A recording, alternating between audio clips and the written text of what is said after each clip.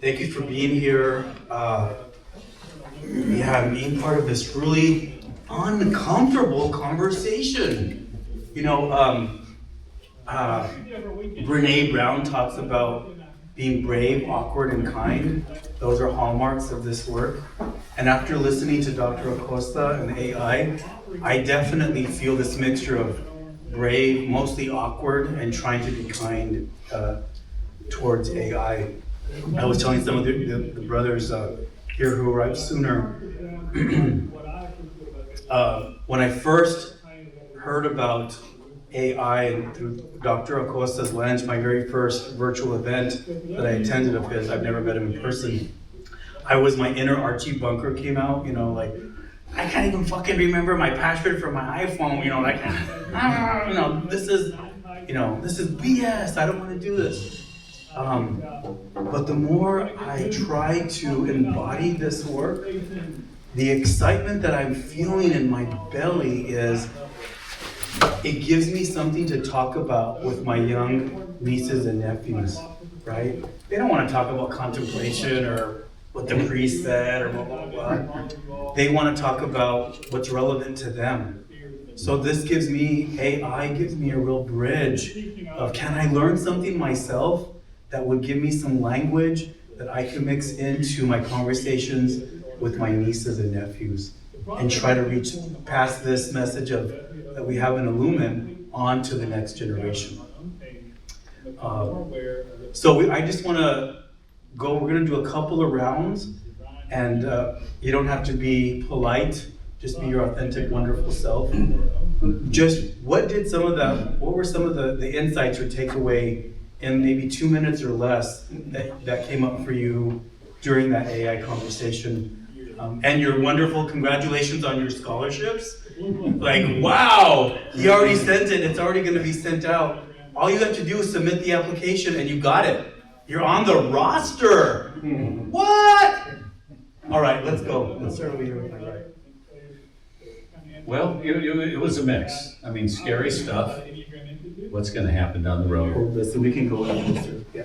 You know, what's going to happen when I look at you? When I look at young people and I see what's happening just with the internet and how everybody is so non-relational, and it's so easy with a lot of the go for bullying to everything that's happening with younger people, and I think that could just really make things worse as we get to AI. So that's a scary part, the non-relational. And just look at everything else, I look at, is it going to be in the right hands with the people who have the power to control it?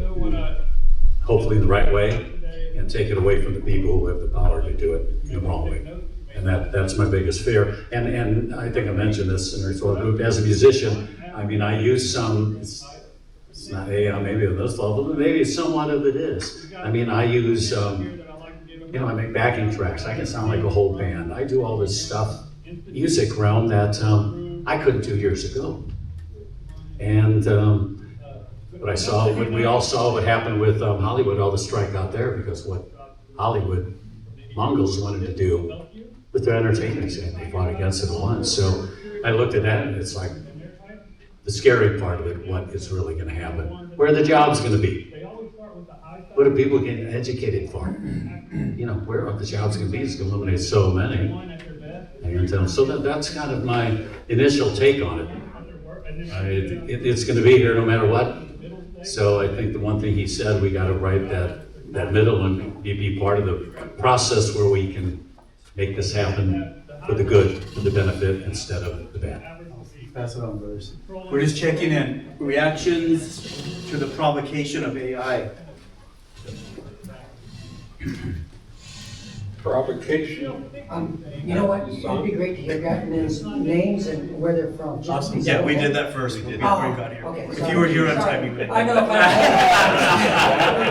Right? Yes. Yeah, but you can throw in your name and where you're from really quick. It's already on. It is? Yeah. Okay. Yeah. I'm Joseph Grzdowski from East Taos, Michigan. And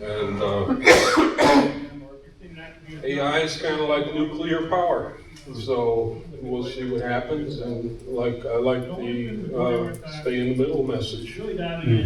Thank you. Thank you. Jerry Thompson, I'm from St. Louis. Gosh, I like the ecology analogy. I think about, I've consulted in technology my whole career. It's been my job. I've worked up in the Bay Area with a lot of the big companies. So I'm not afraid of technology, but I am afraid of humans in technology. And when he used the word ecology, I think about it as technology can only ever embody the consciousness of the level of people that create it. And so whether that's extracting resources from the planet or extracting human resources to actually build the tools that are training the algorithms to work in the background. It could be a scary concept, a precept, although that's only if I don't believe in the power of the human to evolve. And so I'm really encouraged by what I call human intelligence and the investments that are being made around this kind of these groups, where we're recognizing that this is a generational technology. It's not new. The technology is going to disrupt our civilization. It's done it many times. This is what we would call in the consulting world Industrial Revolution 4.0. And what's happened in the past, we can learn from. The technology will happen. It's going to happen. It's being trained to think like humans think today, and we think in a very linear process today. And what I loved about what Dr. Acosta was saying, which really resonates with a lot of the ways that people that are designing AI in Silicon Valley are thinking about it, not the examples that we all know of Elon Musk who are really extractive, but the folks that are ahead of the curve, who are actually leading the conversation on consciousness, ethics, and AI, are really thinking about how we can use the technology to get rid of some of the basic human fear and tasks and settle that piece down. And let's work on what you're here to do, which is to wake the fuck up and figure out what it is we're here to do, what is our purpose. And that is a connection to the younger generation, because they're skipping all the shit that we did, and they're saying, no, I just want to go there. Let's have that conversation. So to me, it's less about the technology conversation, it's more about great enabler. Let's just skip the process and let's go right to why are we here and what's our purpose. Here, thank you. Thank you, brothers. Introduce yourself, short and sweet, and what hit you at the Yeah, so my name's Warren Pattison from Lakeland, Florida. But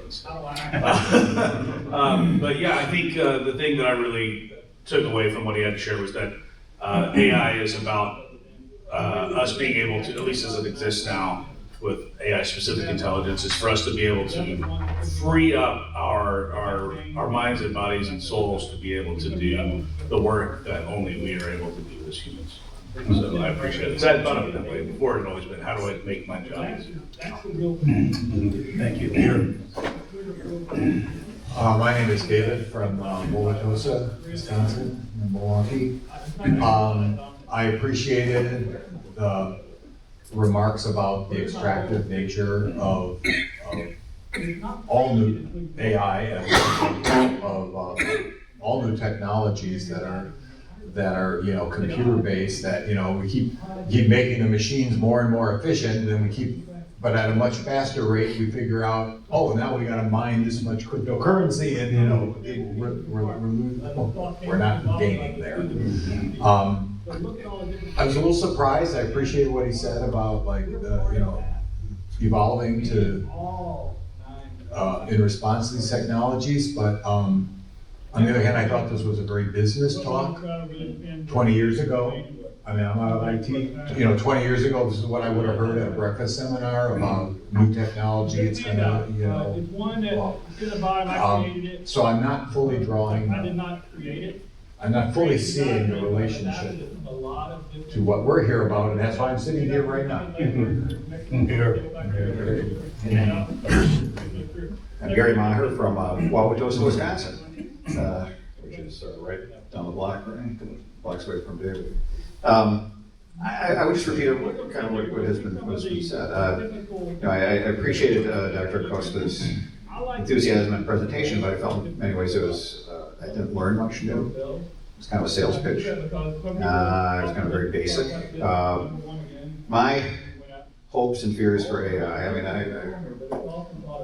one of my prophets is Bruce Springsteen, and he wrote a song called Human Touch. And I wonder where the human touch is in this. Is there a soul in this? Are we losing anything here? And I don't know if it can be even built in. Last week I met an elderly couple who had both worked at the Stanford Research Institute in Palo Alto, and they had real fears of AI. And they, a woman who worked in software said every email, every photo, every web search we've ever done is embedded in the fertile ground of AI, which scares me. Which scares me. So I would like to see the nebulous idea of soul being brought into this conversation, and also how does it relate to what we're doing here right now. I'm Keith Kale from Madison, Wisconsin. At a personal level, I wondered, I'm not as teachable as I was as a young man. I'm willing to learn, but I have some misgivings about my capacity to kind of keep up, with this. And so one of the questions for me that I don't know how to answer at this point would be, how savvy can I become at this? And then I thought of just practical terms of how might it apply to just what I know about how Illuman meetings and retreats go and so forth. And I was wondering about how helpful it would be, because there's so many men in this organization that have expertise in so many areas, and a lot of them put on conferences or retreats for chapters or for the national group, and just to have AI capacity to plan one of those. What are all the factors that should go into how you set up a retreat? I thought that would be a fascinating benefit for us as a group. My name is Michael Minconi. I'm from the west suburbs of Chicago, Illinois. I really appreciated his talk, especially when he was talking, we mentioned this before, about the scale, about people who are, really afraid and fearing catastrophe, and then people who are utopian optimists. On that scale, I freely admit that I'm more on the utopian optimist side of the spectrum of this. Just the things that are just kind of rolling around in my head that lend into how I'm feeling so optimistic about it is things like, cancer research drugs and the long time it takes for those to be validated before they can be used. And you have to use trials on animals, and people don't like animal testing. And then you have to use trials on humans and other things, and you're dealing that with desperate people. And with new technologies of AI now being able to do protein folding, they're starting to be able to virtualize the human cell. And so the ability to virtually validate cancer drugs in a computer versus in a living being is something that I found pretty promising for myself. And then just in general, everyone has poor access to medical care and psychiatric care, and we're thinking of ways of trying to force people to pay for those services or force the people who have those experiences to provide those services. And you're starting to enter into weird unethical grounds with that. But if you can do that virtually to provide somebody a virtual doctor or a virtual psychiatrist so that they have some level of support, we could theoretically achieve a level of universal health care that is AI driven. And so it starts to kind of raise everybody's boat. So those are the kinds of ideas that are floating around in my head that gives me more optimism, but that's just what I'm kind of feeling like right now. Hi, Chris Duca from Rockwell Center, New York. Really enjoyed Dr. Acosta's presentation today. I thought it was very insightful. I think we're asked and called to say, how are we going to show up to the world, being a group of men. I think knowing about AI is important. As far as fears, I was afraid of Y2K and the metric system, so, they didn't turn out too bad, right? So I think that there's more the boogeyman here than is there, so that's my view. Thanks. Yeah, thanks for mentioning that, because I remember that too. I just noticed we're talking about eldering journey, and For me, when I listen to Dr. Acosta's comments and observations about AI, part of my desire is to be servant and relevant and continue to be invested and caring. And if AI can help me do that better, and that's what I read with it and in it, it's an aid of discovery, evaluations, and looking at alternatives that can be put on a whole different platform and can be used by individuals as well as organizations. The other part was that when I was invited to teach business ethics at Aquinas College, with priests who invited me to do that. And I was very excited about that, but ethics really fits into this. And so I'm seeing pieces in my life and my experience and at my age that are offering what looks like it could be an opportunity for hope and excitement and discovery. If this can help me be better at pursuing those, I think that's what joy and happiness, and I think it aligns really well with my reading of the scriptures. Jesus brought new teachings. Ouch. He got into a lot of trouble with that with the Pharisees. And we like to kind of go back to the old teachings and got their status by the capacity to observe them in the most minute ways possible. And got status from it because they were seeking status. But they want to see me different. I'm But not. I'm in control of my difference. So think about that within you. But I think this could help me find the map to make the journey. Ear and panini. Ouch. All of it. Oh my God.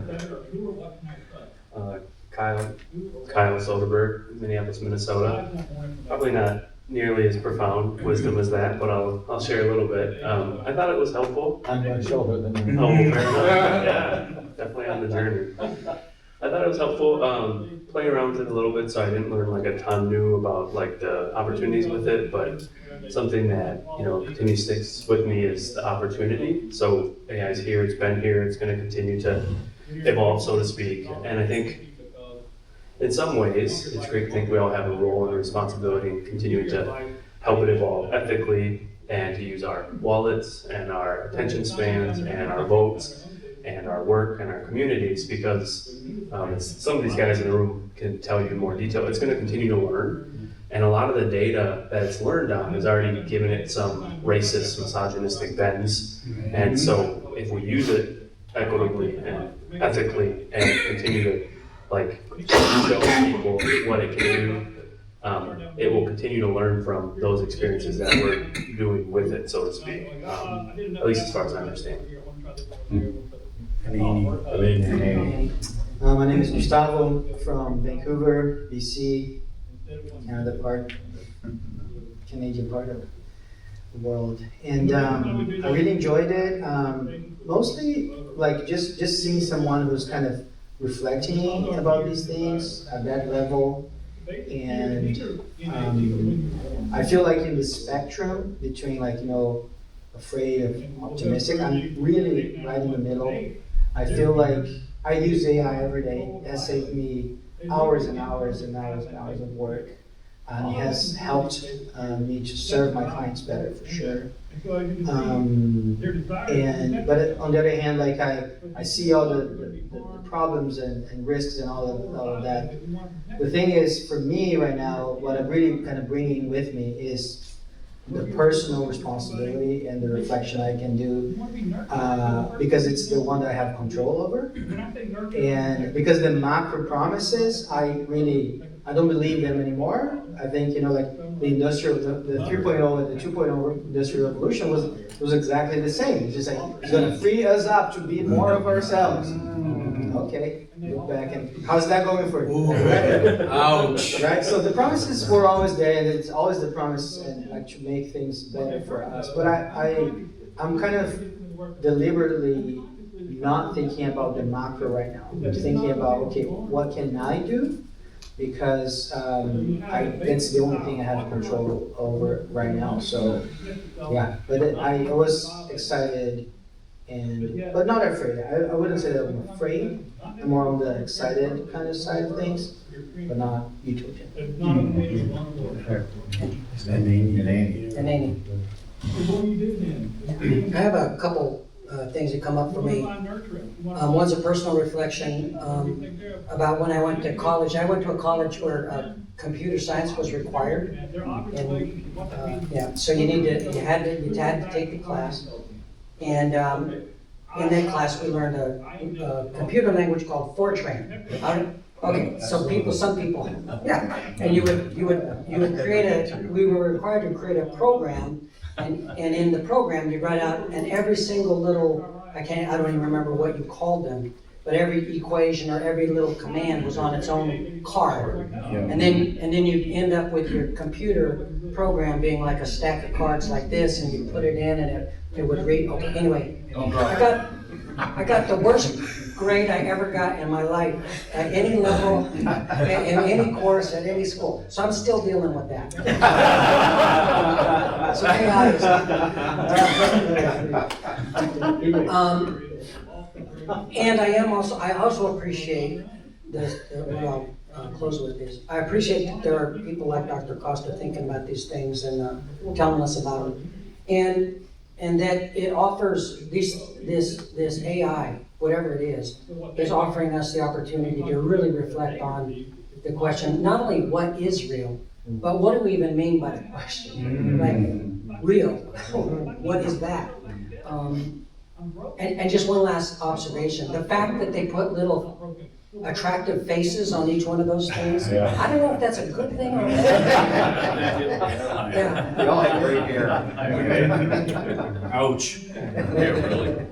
I'm Steve Damaris, Demeray, and I live in Huntley, Illinois, not far from Chicago. I listened to the presentation today, and I was a credit risk guy. Everybody's probably heard of FICO score. FICO score is AI. In the old version, it was a statistical model. The difference between a statistical model and a non-statistical model is that the computer does kind of its own associations. They don't allow that in banking because inevitably it will come up with proxies for race and gender and a bunch of other illegal things. But as the credit risk guy, the scores work better than people, hands down. But we had to have overlay rules. So now as I'm aging, I'm counting on AI. I'm counting on AI to give me a driverless vehicle. So I don't have to worry about it. I watch friends, I'm in a senior community, I watch friends who can no longer drive. You're a toast in this country without driving. And that's largely solved. They have taxis in San Francisco and in Phoenix, Arizona, and there's driverless. And so that I'm counting on. Other areas like medicine, I'd much rather have AI doing a first read on a cancer screen than a doctor. Now, I'd like a doctor to look at it afterwards. We still kind of need overlays, and we're going to have to do that. But, so I'm hopeful about AI. I don't fully understand I get some of the fears, all of the false information and stuff that can be created so easily. But that's a problem no matter what, because whatever technology we use for that. So I'm counting on it, I guess is where it is. I think that it will make medical care much better. I don't know about the ChatGPT. Oh, that was the other thing, is when he showed us all that stuff, I wanted to know what data he fed into. How long did it take him to put that in? Okay, we're entering your goals for the quarter, that's easy. But how many other things did he have to put in? What did the AI fill that he didn't? And then he didn't tell me that at all. So that frustrated me. I'm Bill from Graves Lake, Illinois. Yeah, I just feel like it's another difficult, great mystery, kind of, you know, and I'm gonna have to do the best I can, and really, I just think about the other media that I look at the CAC meditation every morning, you know, on my phone. But I don't want my kids on their phone, you know. So that's something that I have to deal with personally, and hopefully I can bring my own heart into that, you know. And, yeah, but everything that I can't control, I don't know, on some level scares me, you know, and so I think that's where I'm at. But I still try to look towards the light, and hopefully that can be my personal guide. Our guide is, so that's our work, right? So that's all. Okay, brothers, just take a deep breath and just like allow. We're trying to embody all of this, right? Where do you feel that? We're gonna do a quick little 2-minute speed round. Michael, can you go to the board and you're gonna be our scribe? You're just gonna scribe for top 10 things. Sure. So brothers, really quick, I just want you and Michael just write them down. It doesn't have to be in any order. Okay. Okay, I want you to take, I'm gonna ask a question. I want you to think about it for a few seconds, and then we're just gonna agree on the top 10 that Michael should write on the board. Just, okay, think about this. We're gonna provide Michael as a community the top 10 languages on the world. Just think about that. Top 10 languages in the world, the most common. Just whatever it is. Okay, so here we go. So what are we telling Michael that comes up? English. Mandarin. Spanish. Arabic. Hindi. French. Hindi. Chinese. And they don't have to, okay, what are we, French? We said Hindi. Awesome, Hindi. What else did we miss, brothers? Arabic? That's all right. That's all right, it's all right, Michael, we're just scratch is good. Arabic, 1, 2, 3, 4, 5, 6, 4 more. This is spoken language? Yes, spoken language.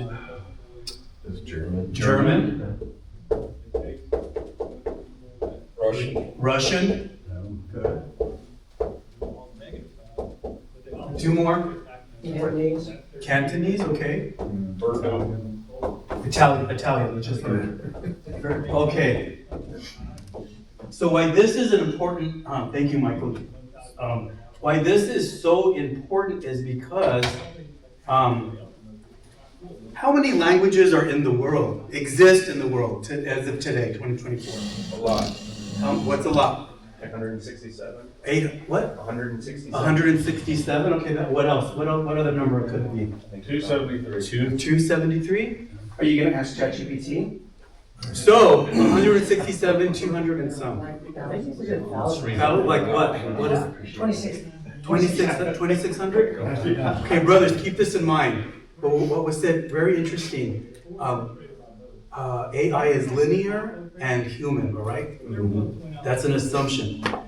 There are approximately 7,000 languages spoken in the world, and the numbers are declining.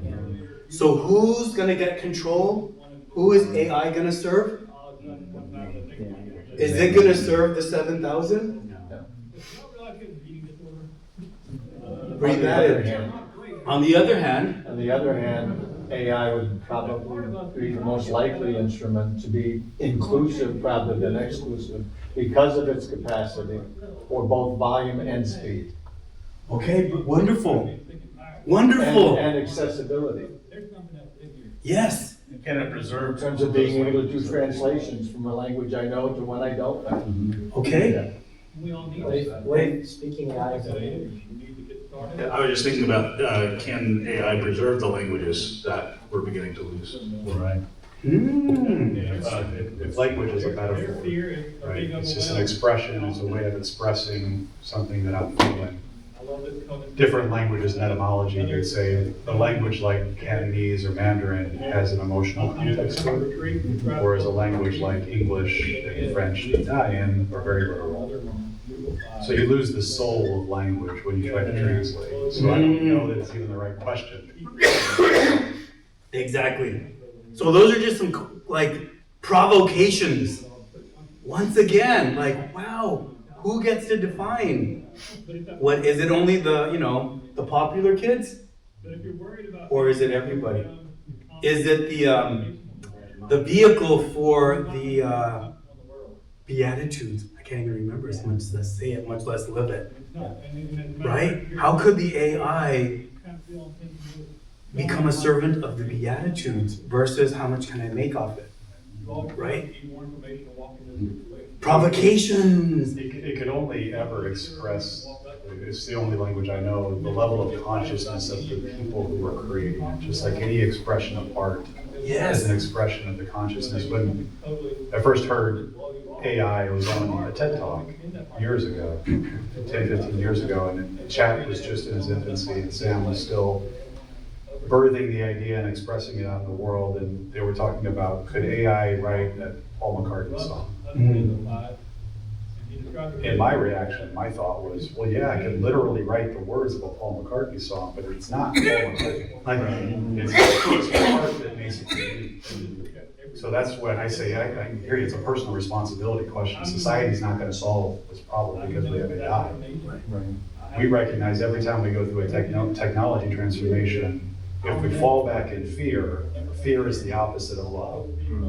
So we're not going to transcend, and it's our personal responsibility to find what it means to transcend. And if we can create technology from that place of transcendence, it will serve consciousness. In my experience, there's a difference between a singer and a song. And one, there's an interpretation of who's singing it, because as you're saying, it's not just words. It's the understanding of the individual to interpret those words out of their experience, the level of their pain, the level of suffering they've had, or joy. Those are the things that add the text, the texture of the song, and not the symbol of it. Since the mic was passing me and burning me. So I do some preaching for a living, and I've used, so like sometimes, so we follow the narrative lectionary. So there's a schedule, so there's a scripture. And then in our church and our tradition, but then sometimes we also have a theme. So in particular, like October was global outreach for our church. And then I'm encouraged by my senior pastor to incorporate personal testimony or story relating. So you have the scripture, which I don't have control over, a theme, which is preset, and then I have to find a corresponding story.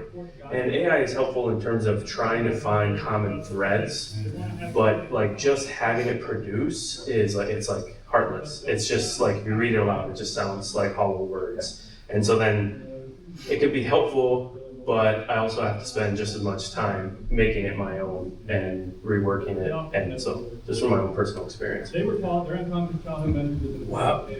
What was interesting, the Awaken Planning Committee, our theme, Roots and Horizons.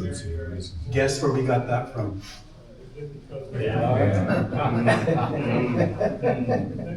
We were throwing ideas and stuff into like, what should it should be a Richard Ward quote group, whatever. Let's ask AI. And we're like, ooh, that's pretty good, right? So, with what input? I don't know if that's my class, and this was over Zoom, and Mike's like, well, let's ask AI right now. And I'm like, what? Like, oh yeah, that sounds pretty good. I'll go for that one. Right? Like, it was just cool, like, boom, it's there. it does a lot of brainstorming. Yes. Like whenever you need to just start something, I use it a lot where I'll just ask it a bunch of questions where, like literally I work on a crisis hotline. It didn't do a great job. I asked it, can you just give me a list of all the crisis hotlines nationwide? Yeah. In 10 seconds, it gave me all the crisis hotlines and all their phone numbers in a nice little table that I can copy and paste in Excel and be done. Before, I'd have to go to each website, copy and paste manually. It would maybe take me about a half hour. It took 15 seconds. But the other thing that it does for me is, just like you mentioned, I have a theme in my head and I'm like, I need help connecting the dots. Come up with 10 ideas. The 7th idea resonates with me. I don't pick number 1, I pick number 7 on that list because I'm like, that's it. And then I run off with it. So it's not doing the thinking for me, but it's just getting the ball started for me. And that's why I literally, like, especially if I don't have time, I'll just go to it right away and just say, throw me a bunch of ideas so that I can just read through it. And I can just get going, kind of thing. Love it, love it. So I've been binging on Dr. Acosta and this conversation and trying to get prepared for this because I can really where is Excel? So that would have taken me like 9 hours. Right? But so Dr. Acosta, when you find his stuff on YouTube, please look him up. But there's another wonderful teacher that I never heard of until Dr. Acosta, and his name is Dr. Bayo, B-A-Y-O, Bayo Alcomolafe. I believe he is Nigerian, if I'm not mistaken, but he's living in India with his wife and his son. So he calls them provocations. And he offered this beautiful meditation when we talked about the impact. So we have all this information and, oh my gosh, Awaken and Horizons is one piece, and where do I go for dinner, top Italian, and I want my AI girlfriend or boyfriend, blah, blah, blah, all this information, data. But somewhere that stuff is a server is absorbing that and storing that. And that engine needs to be plugged into a wall, and those engines need to be cooled down. And water is being taken to cool down the information so it can track what porn sites are the most popular in 2024, right? And Richard Rohr quotes, and Rumi, and the top best Mexican food in Albuquerque. And the price that Mother Earth is paying to store that. Provocations. And Dr. Bayu said this wonderful, beautiful, so just take 10 seconds. Just imagine your utopia. 10 seconds, just feel that or what? Your utopia. Okay. So what if in your utopia, where everybody's happy and healthy and never dies and never gets a zit and has their health care they need, getting whatever your variation of that is. What if you could have that? You had to just sign a simple contract. But there was a little clause, just one little simple sign. You have to die first. No, you can live forever if you want. What if the contract was, you can have all of this for as many people as you can imagine, but there has to be one child, maybe about 11 years old, underneath the cities, underneath the infrastructure, there was a dungeon with one child who will never be set free, never see the light of day, never know what AI is, was, or could be. And as long as that child remains in that prison, you can have your utopia.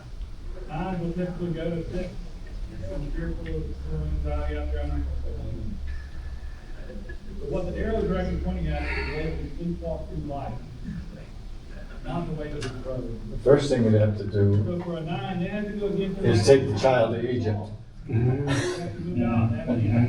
before it's even born. Mm. Isn't that example Plato's allegory of the cave? I have no idea. I didn't go to Catholic It's a school. story by Ursula Le Guin. With the analogy that I got was, aren't we all doing that for our own child? Incredibly strong people. That we're sacrificing our own joy and our own ability to be in utopia, because we are utopia. This is utopia. We're here now. This planet has got everything that we ever need. And to think that I need to change the circumstances around me to be happy is what I'm sacrificing when I go out into the world and say it needs to be this way. This person needs healthcare. This person needs a job. This person needs to be showing up this way and loving me a certain way. Then I'll be okay. Then I'll be enough. What Plato would say with the allegory of the cave is that's the shadow of happiness. Once again, they get their joy trying to cut it back by grabbing. I offer that up because I think that's what, in hearing that in an AI conversation, from Dr. Bayo and Dr. Acosta, I thought, wow, that's what we're asking. So these top 10 may have the utopia, but there's about 6,000 plus languages, cultures, dreams that are not going to be part of that utopia. Who gets to define what is intelligence? Is it only those 10? Who gets to define what is human? Is it any of those 10? We're all speaking the language of the oppressor, right? We know how to be good prisoners. Wearing me out.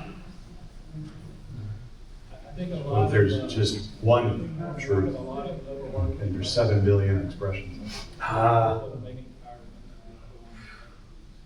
So, is there ever going to be a synopsis of that one truth when we're all expressing from our own intelligence, part of human intelligence, that would ever work for everyone?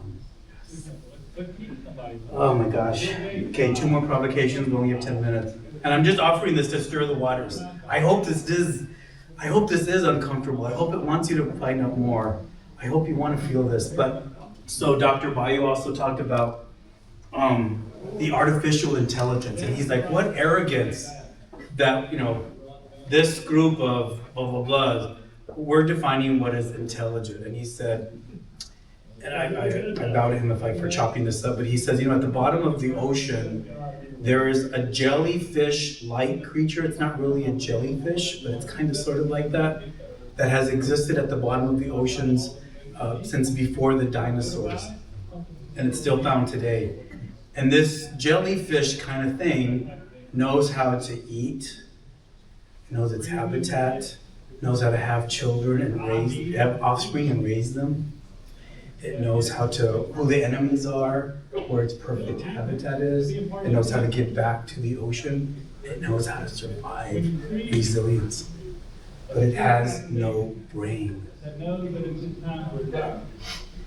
Look at what humans in all our languages, the top 10, what we've done to the world with our brains, with everything we know. So does a brain define intelligence? Plants have brains. But they have intelligence. Photosynthesis. I couldn't take this very breath. And adaptability. So all of those deeper questions about who's defining intelligence, who's defining humanity, what it is to be human. Okay, last thing. And this is kind of an encouragement to participate. Yeah. So, just on this defining reality, I had our stoker in our group does Indian advocacy stuff. And on the way back, he was telling me that Indian reality is tied to land. And the land holds the history. And it was like, oh. So there can be very different. And then, of course, as a psychologist, I did some testing, and the Wechsler intelligence test is very biased because it's built on what kids or people from privileged backgrounds learn when they have good education and all that stuff.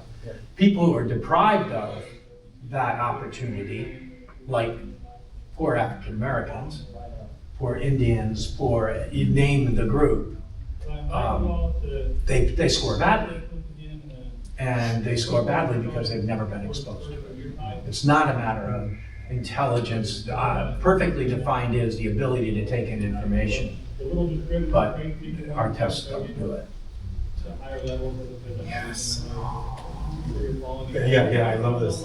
So it made you, what you said made me think, so a portion of our species is going to make all these decisions for every other species on the planet.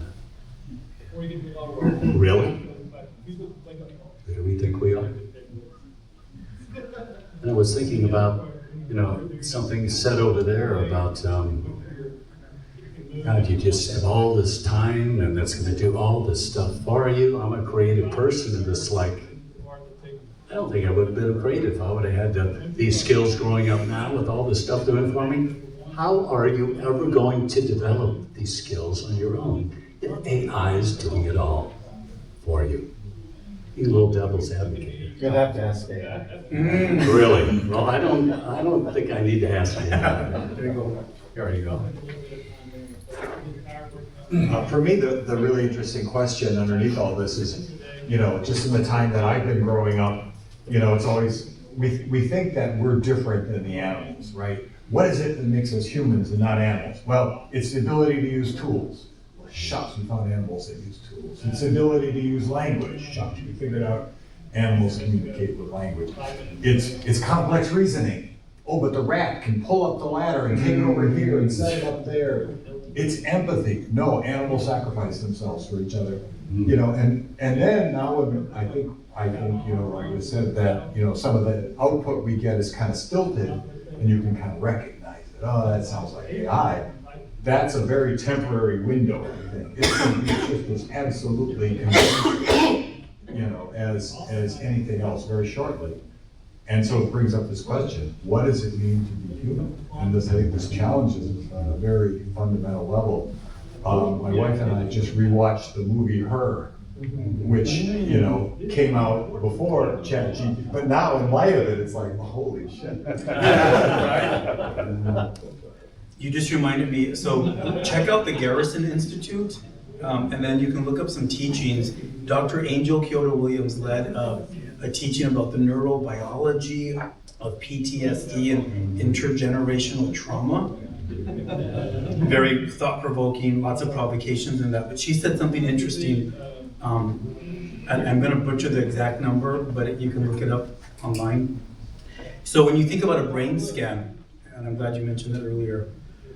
So when you and I take a brain scan, either ChatGPT or the doctor the specialist will come and look at it and decide whether it's, normal or not. Did you know that what is defined as a normal brain scan was determined, I want to say, by 15 to 20 brain scans from males from Canada. That's considered normal for the entire human race. Well, obviously. Right? There we go. Right? So you think about it, that kid that's locked in the basement, that kid's brain will be looked at compared to 10 men from North America. And, this is normal because of their experience. So it's just thought-provoking, like it's wow. Okay, this is just the last invite. Yes. Yeah, there you go. Thank you. Well, so I hear a lot in this conversation about power dynamics, I think, and part of me wants to yell out in some ways what's new? What's new? It feels like there's been a small group of people that have been making decisions on behalf of the entire planet for quite some time, and I think the issue and the fear is that it's the same small group of individuals demographically that are going to continue.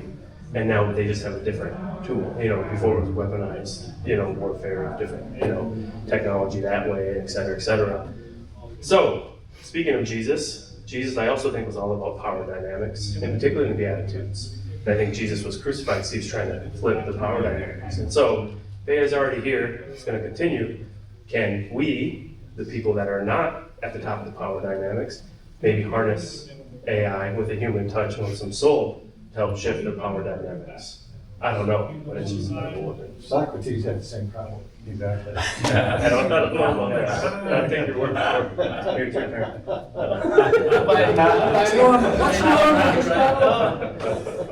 You know, so you guys are all old enough, I hope, remember from Star Wars, when it was Princess Leia and R2D2 and help me, Obi-Wan Kenobi, you're my only hope. Help me, Obi-Wan Kenobi, you're my only hope. Help me, Obi-Wan Kenobi, you are my only hope.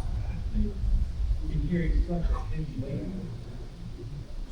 Kenobi, you.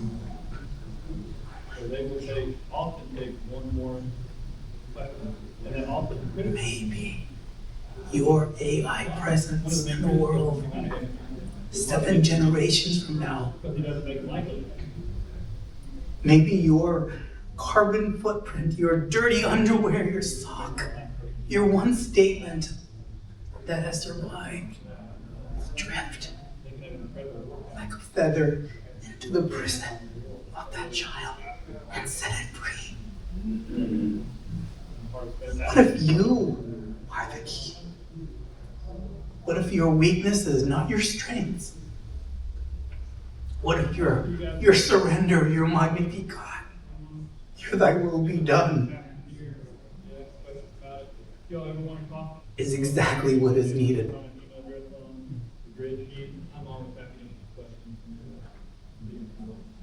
Thank you all for spending your hour with me. Let us take a deep breath.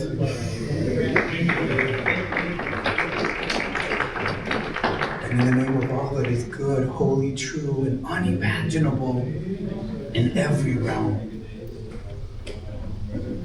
may love prevail.